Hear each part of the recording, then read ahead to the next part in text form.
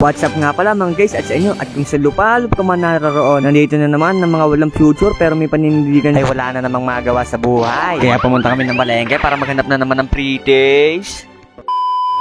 What's up nga pala mga guys at sa inyo, at kung sa lupalop ka man naroroon, nandito naman si Magsisilos. Ngayong araw nga pala guys ay nagkaya ka ng mga klase namin, hindi natapos ng first subject. Pupunta daw kami ng Balengke para maghanap na naman ng pre-taste. What's up guys? Tara. Dito nga pala sa palengke guys, habang kami nag-iikot, nakakita kami ng baboy na green. Nakakabilib lang at nakaka-proud na dito lang sa Taal may ganang baboy na ang ilong ay nasa mata. Ha? Na ang mata pala ay nasa ilong. Okay.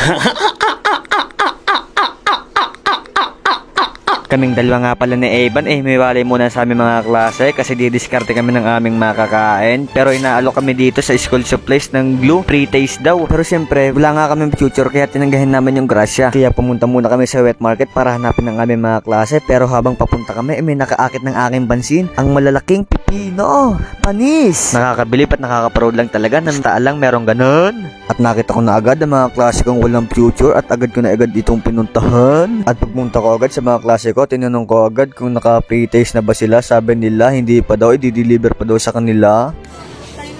Ay, nandiyan pala kayo.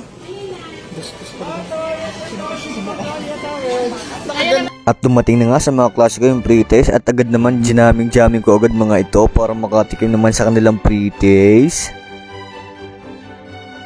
Sopas. Kamayat. Sakto lang.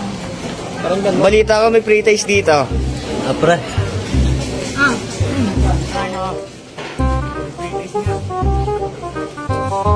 Tol, iba yung lasa ng kay RJ sa mga yan. Isa-isa, pre. Isa-isa.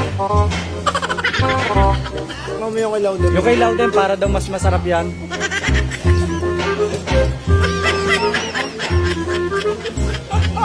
Pero parang daw yung kay Sandy. Hindi, yung kay Sandy daw.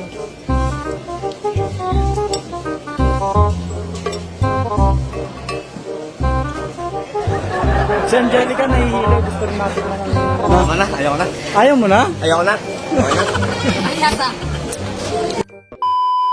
At habang kumakain nga pala yung walang mga future ay nandito din yung ibang mga walang future sa buhay pero may paninindigan. At pagkatapos nga palang kumain na nagkaya agad ng umuwi, papunta muna daw sila sa school. At habang papunta na nga pala kami sa school pinatigil ko muna mga klase ko. Syempre may kasama silang vlogger.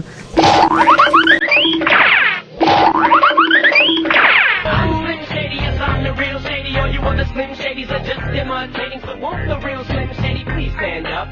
Please stand up, please stand up. Cause I'm Slim Shady, yes I'm the real Shady. All you other Slim Shadys are just imitating, so won't the real Slim Shady please stand up? Maraming salamat sa pag-aksaya ng 3 minutes sa buhay nyo. Be.